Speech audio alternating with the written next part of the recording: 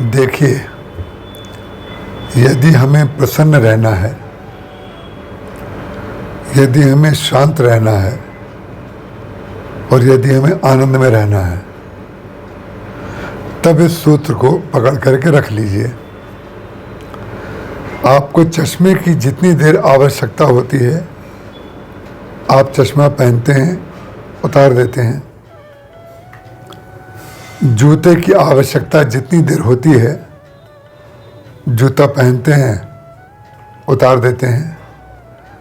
घड़ी की आवश्यकता जितनी देर है, घड़ी पहनते हैं, उतार देते हैं। वस्त्र किस समय कौन से चाहिए, उसका उपयोग करके उसको उतार के दूसरे वस्त्र धारण कर लेते हैं। गर्मी में अलग, सर्दी में अलग। संसार को आप कहते हैं संसार स्वार्थी है। जब मतलब होता है तो मतलब निकाल लेता है, उसके बाद वो भूल जाता है। तो संसार इससे अधिक क्या करता है जो हम आपको बता चुके। जब उसको आपकी जब जरूरत थी, जिस मौसम में आवश्यकता थी और जिस समय आवश्यकता थी, उसने आपका उपयोग किया। उपयोग करने के बाद आपको छोड़ दिया। जो हम अपनी वस्तुओं के साथ करते हैं, वही व्यक्ति वैसा करता है। और दूसरे लोग ही नहीं, हम भी तो दूसरों के साथ वही करते हैं। जब आवश्यकता होती है, हम किसी संबंध का, हम किसी व्यक्ति का लाभ उठाते हैं, उसके बाद उसको छोड़ देते हैं।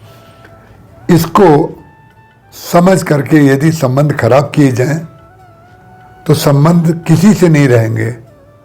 और इसको मान के संबंध रखा जाए कि संसार का यही स्वरूप है, तो संबंध सबसे रहेंगे, संबंध किसी से खराब नहीं होंगे। और सबसे अच्छी बात यह है कि हम आनंद में रहेंगे, हम शांत रहेंगे, हम प्रसन्न रहेंगे। कोई स्वार्थी नहीं है। इसलिए जब उसको आवश्यकता है तब वो उपयोग करता है, जो हमें आवश्यकता होती है हम उसका उपयोग करते हैं। ये जो स्वार्थ का विनिमय है, यही संसार है। इसको अच्छी तरह कर लेना संसार होता है। और स्वार्थ से ऊपर जिससे भाव रखना चाहिए, वो केवल भगवान है। भगवान के प्रति समर्पित रहना, उनसे स्वार्थ की भाषा नहीं बोलनी चाहिए।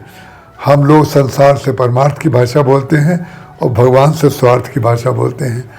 हम संतों में स्वार्थ देखते हैं और संसार में परमार्थ देखते हैं।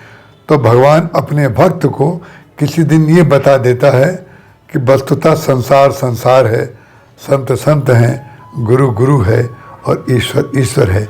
इस भेद को जान लेना, इस भेद को जान करके व्यवहार करना, यही स्वार्थ है, यही परमार्थ है।